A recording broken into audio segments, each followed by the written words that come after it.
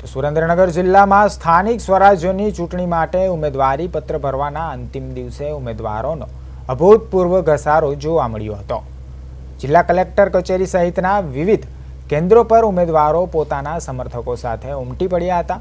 ભાજપ દ્વારા મહાનગરપાલિકા અને તાલુકા પંચાયત માટે સત્તાવાર યાદી જાહેર કરાઈ હતી, જ્યારે કોંગ્રેસે યાદી જાહેર કર્યા વિના સીધા જ ઉમેદવારોને ફોર્મ ભરવા મેદાનમાં ઉતાર્યા હતા।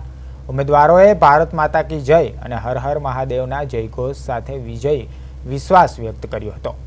ઉલ્લેખનીય છે કે સુરેન્દ્રનગર મહાનગરપાલિકા સહિત લીંબડી, ધાંગધ્રા અને ચોટીલા નગરપાલિકા માટે પણ આજે ભાજપ, કોંગ્રેસ અને અપક્ષ ઉમેદવારોએ મોટી સંખ્યામાં નામાંકન પત્રો દાખલ કર્યા હતા।